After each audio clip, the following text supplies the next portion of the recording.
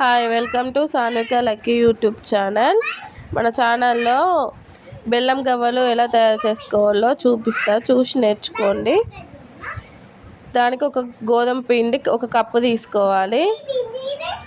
పిండిలోనే సరిపడి ఉప్పు వేసుకొని ఉప్పు కలిసే వరకు మంచిగా కలుపుకోవాలి. దాంట్లో తగినన్ని వాటర్ పోసుకొని చపాతీ పిండి ఎలా కలుపుకుంటామో అట్లా కలుపుకోవాలి. పిండిని మాత్రం చపాతీ పిండి ఎట్లా కలుపుకుంటామో అట్లా కలుపుకున్న తర్వాత ఒక ½ గంట పక్కకు పెట్టుకోవాలి.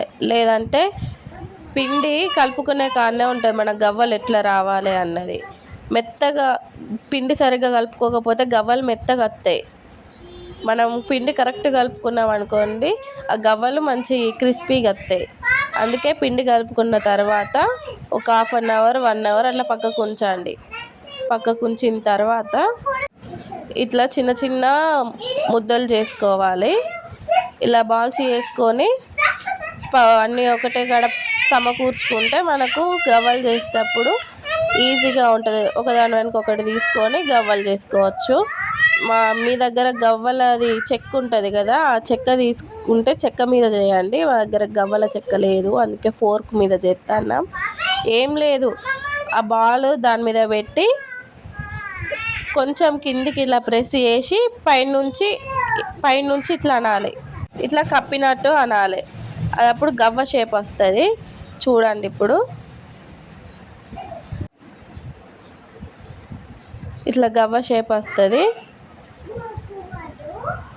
ఫోర్క్ మీద చేసుకోండి, లేకపోతే మన జల్లెడగా అంటుంటుంది కదా, దాని మీద అయినా చేసుకోవచ్చు. దువ్వెన మీద కూడా చేసుకోవచ్చు.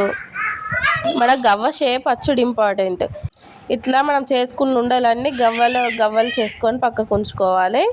అంతలోపు డీప్ ఫ్రైకి మనం స్టవ్ మీద నూనె పెట్టుకొని ఆ నూనె వేడైన తర్వాత ఈ గవ్వలన్నీ ఒక్కొక్కటి వేసుకోవాలి. మొత్తం కుప్ప వేసుకోకుండా ఒక్కొక్క గవ్వ వేసుకొని మంచిగా ఎర్రగా అయ్యే వరకు వేయించుకోవాలి. మన హై ఫ్లేమ్లో పెట్టి అవి మాడగొట్టకుండా మీడియం ఫ్లేమ్లో పెట్టి వాటిని లోపల దాకా వేగేటట్టు వేయించుకోవాలి. ఇప్పుడు మన పాకం కోసం ఒక కప్పు గోధుమ పిండికి ఇప్పుడు నేను ఆ కప్పులో సగం బెల్లం తీసుకున్నా. బెల్లంకి ఎంత చిన్న చాయ్ గ్లాసు వాటర్, అంతే, ఎక్కువ తీసుకోవద్దు. ఎందుకంటే మన పాకం ముదురు పాకం రావాలి, తీగ పాకం కాదు. మనకు పాకం ముదిరిందని మనకు ఎట్లా తెలియాలంటే ఒక వాటర్ తీసుకొని ఒక గిన్నెలా పాకం అందులో వేసుడుతోటే అది గట్టి పడాలి. మనం ఇట్లా ముడితే ఉండలాగా అయిపోవాలి గట్టిగా. ఇప్పుడు వీడియోలో చూపించినట్టు అలా ఉండలాగా కావాలి మొత్తం.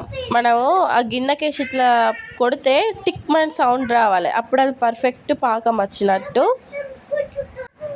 ఆ పాకంలో ఈ మనం వేయించుకున్న గవ్వలు మొత్తం తీసి ఆ పానకంలో కలపాలి. కలిపి పక్కకు తీసుకుంటే ఎంతో రుచికరమైన బెల్లం గవ్వలు తయారైనట్టే.